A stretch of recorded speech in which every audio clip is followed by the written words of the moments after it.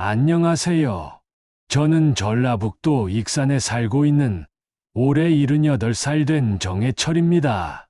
요즘처럼 세상이 빠르게 변하고 마음 붙일 곳 하나 없는 날들 속에서 저 같은 노인 하나가 무슨 이야기를 하려는 건가 싶으시겠지만 오늘은 제가 저승 가는 직행버스를 탔다가 되돌아온 날의 이야기를 하려고 합니다.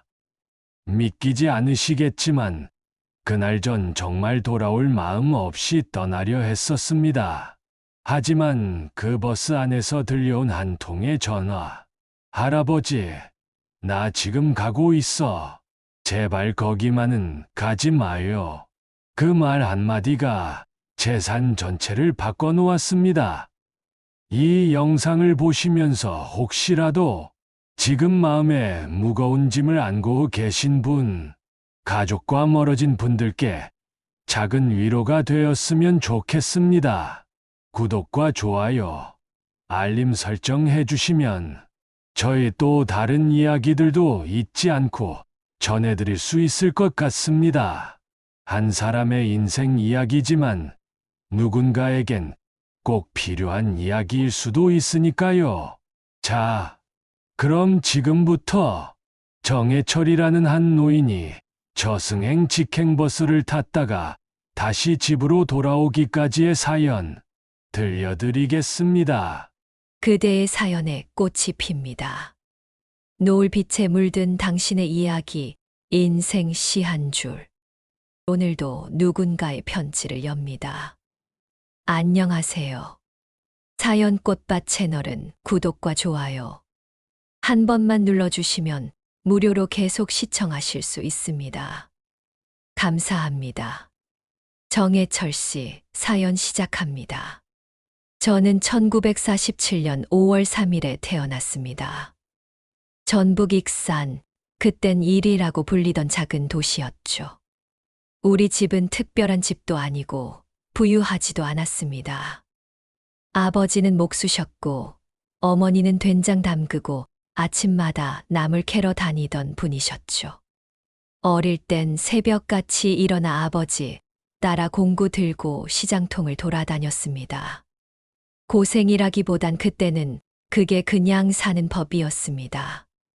초등학교는 칠성초등학교, 중학교는 근처 익산주. 고등학교도 간신히 졸업했고 대학은 꿈도 못 꿨습니다. 군대 다녀와서는 곧장 국철 지금은 코레일 영무원으로 들어갔죠. 정확히 1971년 9월 15일 첫 출근을 아직도 기억합니다. 시계 하나 달랑 차고 형광등 밑에 서서 긴장으로 입이 바짝 마르던 그날. 그리고 그 역에서 만난 사람이 있었습니다. 저보다 2살 어린 김영숙. 표 사러 온 손님이었는데 한참 뒤에 다시 만났을 땐 식당을 하던 그녀가 절 먼저 알아보더군요. 어찌저찌 연락이 닿고 2년 만에 결혼했습니다. 그게 제 인생에서 가장 잘한 선택 중 하나였어요. 결혼하고 나서도 별 거창한 건 없었죠. 영무원 월급에 아내 식당 수입 조금 보탰어서 전세방 전전하다가 1992년에야 겨우 18평짜리 아파트 장만했어요. 첫째는 딸, 둘째도 딸, 막내는 아들. 저는 아들보다 딸이 더 좋았어요. 둘이 머리 따아주고 유치원 데려다주고 그 꼬물꼬물한 손이 제 손가락 잡을 때마다 아, 내가 살아가는 이유는 이거구나 싶었죠. 주말이면 가족들 다 데리고 정읍으로 바람 쐬러 다녔습니다. 돈은 많지 않았지만 마트에서 하나씩 골라 담던 아이들 얼굴을 보는 것만으로도 세상 다 가진 기분이었죠. 하지만 인생이 늘 그렇게 평탄하진 않더군요. 2000년대 들어 아내가 건강이 안 좋아졌습니다. 고혈압, 당뇨, 나중엔 치매 초기 진단까지 받았죠. 그때부터 저희 은퇴를 진지하게 고민했어요. 결국 2006년에 조기 퇴직하고 아내 곁을 지켰습니다. 간병이란 게 참 힘듭니다. 사람이 점점 익숙하던 걸 잊어갈 때 가족도 처음엔 안다 하면서 나중엔 마음의 거리를 두게 되더라고요. 특히 큰딸은 자주 찾아오지도 않았습니다. 그럴 때마다 아내는 우리 애들 바쁜 거야 하고 감쌌지만 제 마음 속에는 점점 섭섭함이 쌓여갔죠. 그리고 2018년 4월 11일 아내가 세상을 떠났습니다. 그날따라 유난히 따뜻하던 날이었어요. 침대맡에서 마지막으로 제 손을 꼭 잡고 당신 고생했어. 애들 너무 원망 말고 그 한마디 남기고 조용히 눈을 감았습니다. 장례식 때 자식들은 울더군요. 특히 막내 아들은 거의 쓰러지다시피 했죠. 하지만 이상하게도 저는 눈물이 한 방울도 나오지 않았습니다. 마치 그 순간부터 마음이 말라버린 것 같았어요. 아내라는 사람이 제 삶의 중심이었다는 걸 그때서야 확실히 느꼈습니다. 그 이후로 저는 혼자였습니다. 아파트 작은 방 하나에 텔레비전, 작은 전기포트, 그리고 묵은 이불. 하루 종일 소리 없이 지내다가 가끔 손녀가 영상통화 걸어올 때만 웃음이 나왔죠. 이렇게 평범했던 제가 저승 가는 직행버스라는 말을 마음에 품게 된 건 결국 가족에게도 세상에게도 필요 없는 존재가 된 것 같다는 느낌 때문이었습니다. 아내가 떠난 후 저는 더 이상 누구의 남편도 가장도 아닌 그냥 혼자 사는 노인이 됐습니다. 처음 몇 달은 자식들이 그래도 종종 찾아왔습니다. 장은 보셨어요. 병원은 다녀오셨어요. 이런 말들이 오가긴 했지만 그건 어디까지나 의무감이었죠. 어느 날은 큰딸 혜진이가 반찬 몇 가지 싸왔더군요. 아빠, 이거 한동안 드시고 김치는 엄마 방식 그대로 했어. 그 말을 듣자 괜히 또 울컥했죠. 근데 그 반찬통 2달째 집에 그대로 있었습니다. 다 먹고 나서도 다시 오질 않았거든요. 저도 자존심이란 게 있다 보니 전화 한 번 더 안 걸었습니다. 그쪽에서 먼저 해야 되는 거 아닌가. 이런 생각이 꼬리를 물었죠. 그러던 중 작년 제 생일이 다가왔습니다. 4월 29일. 아내가 살아있을 땐 매년 작은 케이크라도 꼭 챙겨줬었는데 그날은 하루 종일 벨 소리 하나 없이 지나갔습니다. 정말로 아무도 연락이 없었습니다. 휴대폰만 붙잡고 하루를 보냈습니다. 그래도 막내라도, 그래도 손녀라도 그런 마음이었는데 저녁 9시가 넘도록 아무도 없더군요. 그날 혼자 진로 한 병을 까고 혼잣말을 했습니다. 내가 살아있을 이유가 있나? 며칠 뒤 우연히 작은 가족 단체 채팅방이 있다는 걸 알게 됐습니다. 아내가 생전에 만들어둔 거였죠. 들어가 봤더니 며느리와 딸들, 심지어 손녀까지 활발히 대화를 나누고 있더군요.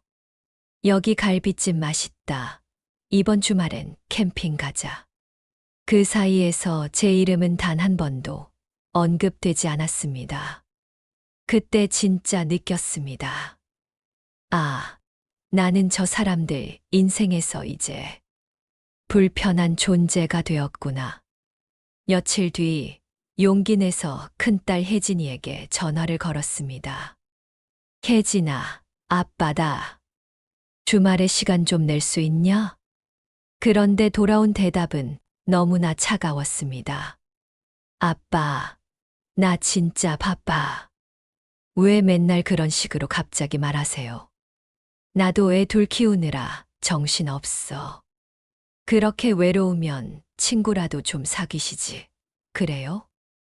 그 말에 말문이 막혔습니다. 그래, 내가 친구가 어딨냐? 내가 그렇게 만들었지. 내가 다 원인이지. 혼잣말로 그렇게 되뇌이던 날이었죠. 그 뒤로는 전화도 못 걸겠더라고요. 아들 녀석은 멀리 광주에 살고 있고, 막내딸은 육아에 지쳐 목소리조차 힘이 없었죠. 그러던 중 손녀가 어느 날 저를 찾아왔습니다. 할아버지, 밥 먹었어요? 그 말이 너무 따뜻하게 느껴졌습니다. 밥 한 숟갈 같이 뜨고 초등학교 얘기를 듣고 할아버지, 우리 다음에 치킨 시켜 먹자 하며 손을 꼭 잡았던 그 아이. 하지만 그 아이마저 이제는 자주 오지 않더군요. 그러다 큰딸 혜진이와 크게 다툰 날이 있었습니다. 어떤 기사에서 노인 고독사 얘기를 보고 문득 혜진아, 나는 죽어도 아무도 모르겠지. 문자를 보냈죠. 그랬더니 전화가 바로 왔습니다. 아빠, 진짜 왜 그러세요? 맨날 죽는 얘기, 혼자 어쩌고. 듣는 사람은 죄책감 생기게. 그럼 너희는 왜 연락도 없냐? 너희 엄마 죽고 났어. 나는 하루도 편한 날이 없었어. 아빠는 항상 자기 생각만 해. 우린 아빠 때문에 눈치 보이고 죄책감 들고. 그게 다예요. 그날 이후 단 한 통의 연락도 없었습니다. 손녀도 아들도 막내딸도 모두 조용했습니다. 그리고 어느 날 집 앞 버스 정류장에서 고속 직행버스가 보였습니다. 멀리 하얗게 안개 낀 아침. 마치 저승으로 가는 길 같았습니다. 그래, 나도 이제 그리로 갈 때가 됐나 보다. 그날 저는 지갑과 전화기만 챙기고 집을 나섰습니다. 그날 저는 정말 마음을 정했었습니다. 아무도 없는 집에 누워 죽는 것보단 차라리 어디 먼데 가서 조용히 사라지는 게 낫겠다 싶더군요. 그렇게 저승으로 가는 직행버스를 제 마음속에 타기로 한 겁니다. 정류장에 앉아 있자니 문득 아내가 생각났습니다. 당신은 우리 애들 너무 원망 말고. 그 말이 귀에 울려서 잠시 망설였지만 이미 지갑 속 유서까지 써둔 터라 돌아설 마음은 없었습니다. 그 유서에는 이렇게 적혀 있었죠. 나는 외롭다. 누구도 내 안부를 궁금해하지 않는다. 그 누구도 내 말을 끝까지 들어주지 않는다. 그러니 이제 그만 떠난다. 이 세상은 더 이상 내가 필요하지 않다. 버스가 정류장에 들어왔습니다. 하얀 차체에 파란 글씨. 마치 병원 침대 같기도 관 같기도 했습니다. 그 순간 휴대폰이 울렸습니다. 화면엔 손녀 지아라는 이름이 떴습니다. 한참을 망설이다 전화를 받았습니다. 할아버지, 지금 어디야? 나 할아버지네 가는 길이야.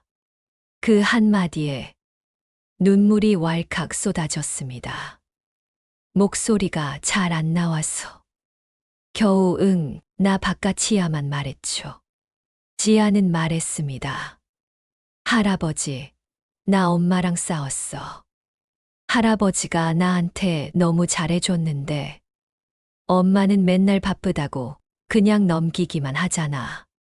할아버지, 제발 거기만은 가지 마요. 나 진짜 할아버지 보고 싶어서 가는 거야. 그 순간 버스 기사님이 저를 바라보며 말했습니다. 어르신 타시죠. 하지만 제 발은 움직이지 않았습니다. 그냥 멈춰 섰습니다. 손녀의 목소리에 제 마음도 붙잡힌 거죠. 그날 밤 큰딸 혜진이가 전화를 했습니다. 처음엔 감정이 섞인 목소리였습니다. 아빠 지아가 학교도 안 가고 울면서 갔어요. 대체 무슨 일이야? 왜 이러시는 건데요? 저도 화가 나 있었습니다. 왜 이러냐고? 내가 몰라서 물어? 나는 매일 죽고 싶었어. 너희 엄마 떠나고 하루도 편한 날이 없었어. 근데 너희는 누구 하나 나한테 먼저 손 내밀지 않더라. 아빠가 우리한테 손 내민 적 있어요? 맨날 혼자서 삐지고 상처받았다고 말도 없이 돌아서고. 우리가 어떻게 아빠 마음을 알아요? 말을 해야 알지. 그 말에 잠시 멈칫했지만 저도 참았던 말이 터져 나왔습니다. 너희가 엄마만큼 나를 사랑한다고 느낀 적 단 하루도 없었어. 나도 사람인데, 아버진데, 왜 나만 혼자 남겨져야 하냐? 통화는 끊겼고, 저는 한동안 휴대폰만 바라보고 있었습니다. 창밖은 이미 어두웠고, 버스는 이미 떠난 뒤였습니다. 다음 날, 큰딸 혜진이가 찾아왔습니다. 얼굴은 화가 반, 걱정이 반이었습니다. 아빠, 왜 자꾸 이런 식으로 사람들 힘들게 해요? 그럼 내가 얼마나 힘들었는지는? 내가 집에서 혼자 얼마나 무서웠는지는? 서로의 말이 부딪히다 결국 터졌습니다. 우리도요, 아빠. 엄마 돌아가시고 우리도 다 무너졌어요. 근데 아빠는 우리가 이기적인 줄만 알았잖아요. 우리도 아빠 잃을까봐 무서웠다고요. 그 말에 저는 그만 무릎을 꿇고 말았습니다. 미안하다. 내가 더 이상 어떻게 해야 할지를 몰랐다. 그냥 나도 누군가한테 필요하단 말을 듣고 싶었을 뿐이야. 그 말을 듣고 딸이 처음으로 저를 안아줬습니다. 아빠 다음부턴 그냥 말해요. 죽고 싶단 얘기 말고, 외롭다고, 밥 먹자고, 손녀 보고 싶다고. 그렇게 말해요. 그 장면을 지아가 창문 너머로 보고 있었습니다. 작은 손으로 문을 열고 제게 달려와 안기더군요. 할아버지, 내가 있잖아. 그날 밤 처음으로 거실에 온기라는 게 돌았습니다. 그날 밤 거실에서 셋이 나란히 앉았습니다. 저 큰딸 혜진이 그리고 손녀 지아. 말이 오가지 않아도 공기 속에 묘한 기류가 흐르더군요. 딸은 가방에서 뭔가를 꺼냈습니다. 그건 제가 쓴 유서였습니다. 이거 냉장고 위에 있었어요. 지아가 우연히 발견하고 엄마한테 말도 안 하고 바로 할아버지 찾으러 간 거예요. 유서를 보는 순간 제 마음이 또 무너졌습니다. 가볍게 쓴 문장이 아니었는데 그걸 어린 손녀가 봤다니. 지아는 제 옆으로 다가와 제 손을 꼭 잡았습니다. 할아버지, 나 진짜 무서웠어요. 할아버지가 나 안 보고 간다고 생각하니까 너무 화도 나고 슬펐어요. 그 작고 따뜻한 손이 제 생명을 붙잡은 순간이었습니다. 그날 밤 혜진이는 제게 처음으로 마음을 털어놓았습니다. 아빠, 나도 매일 죄책감에 시달렸어요. 엄마 떠나시고 아빠 혼자 두는 게 죄스러웠어요. 근데 솔직히 말했어. 아빠가 너무 강해 보여서 우리가 들어갈 틈이 없었어요. 제가 강해 보였다고요? 그저 혼자 무너지기 싫었던 것뿐인데 나는 그냥 하루에도 10번씩 생각했어. 이렇게 조용히 사라지면 누가 알아주긴 할까? 그런 생각에 밥이 안 넘어가더라. 딸은 제 눈을 똑바로 바라봤습니다. 그런 생각 들 땐 그냥 전화해요. 무슨 말이라도 해요. 혜진아, 오늘따라 외롭다. 그 한마디면 돼요.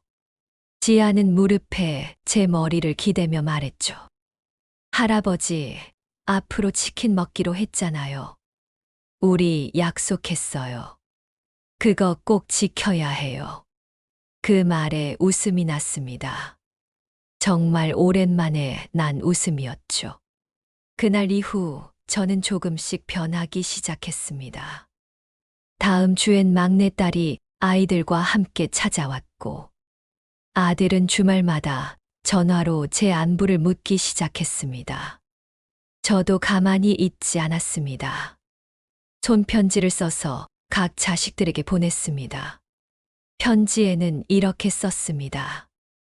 아버지는 여전히 외롭다.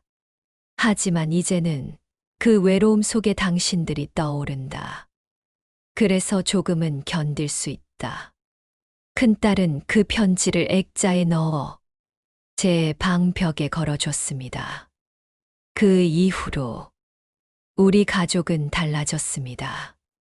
매달 마지막 주 일요일엔 가족 점심을 함께 하고, 명절엔 모두 모여 제사 대신 밥 한 끼 나누기로 했습니다. 손녀 지아는 주말이면 저를 꼭 불러냅니다. 할아버지, 걸어요. 우리 지금 살아있잖아요. 그 말이 제 인생의 전환점이었습니다. 이제 저는 다시 살아가고 있습니다. 삶이란 게 거창한 게 아니라 누군가가 내 이름을 불러주고 내가 그에 대답할 수 있는 것, 그 하나만으로도 충분하다는 걸 뒤늦게야 알게 됐습니다.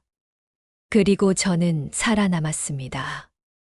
누구보다도 외로웠던 한 노인이 작은 손 하나에 이끌려 다시 돌아온 이야기. 혹시 지금 이 글을 보고 계신 분들 중 누군가에게 연락을 망설이고 있다면 부디 먼저 손을 내밀어 주세요. 누군가는 그 손 하나가 이 세상을 버티게 해줄지도 모릅니다. 지금은 말입니다. 아침에 눈을 뜨면 따뜻한 국물 대신 따뜻한 목소리를 기다리게 됩니다.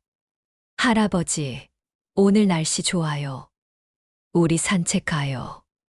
지아가 주말마다 저에게 건네는 말입니다. 이제는 그 말 하나로 하루를 버팁니다. 저는 여전히 익산의 작은 아파트에서 살고 있습니다. 변한 건 주방 식탁에 놓인 반찬통이 더 이상 2달째 그 자리에 놓여 있지 않다는 겁니다. 매주 바뀌거든요. 딸들이 돌아가며 반찬을 해주거든요. 가끔은 복지센터에도 나갑니다. 말벗 봉사 받으러 갔다가 지금은 오히려 말벗을 해주는 입장이 되었죠. 거기서 만난 김노인께서 그러더군요. 정 선생, 얼굴이 펴졌어요.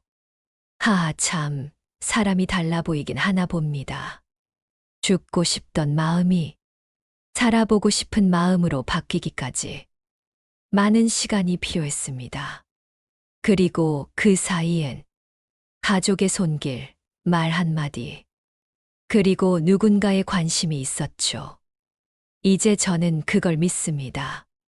사람은 혼자선 절대로 살 수 없다는 걸요.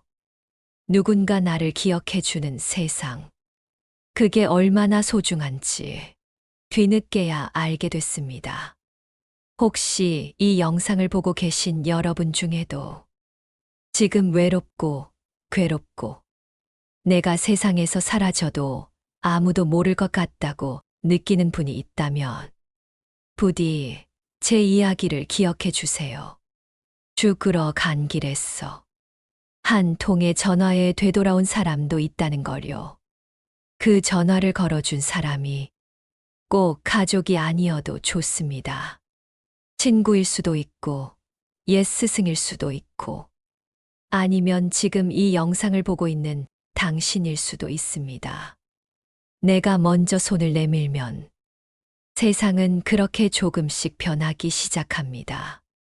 지금 마음속에 떠오르는 사람이 있다면 주저하지 말고 연락해 보세요. 밥 먹었냐? 잘 지내냐? 그 말 하나가 어떤 이에게는 생명줄이 될 수도 있습니다. 그리고 마지막으로 이 늙은이의 긴 이야기. 여기까지 들어주셔서 고맙습니다. 혹시 제 이야기가 당신의 삶에 작은 울림이 되었다면 구독과 좋아요, 알림 설정 부탁드리겠습니다. 다음 이야기에서는 사돈어른과의 묘한 갈등과 뜻밖의 우정 이야기를 들려드릴까 합니다. 그것도 꽤 웃기고 따뜻한 이야기거든요. 언제든 찾아와 주세요. 전 여기서 기다리고 있을 테니까요. 감사합니다. 그리고 살아줘서 고맙습니다.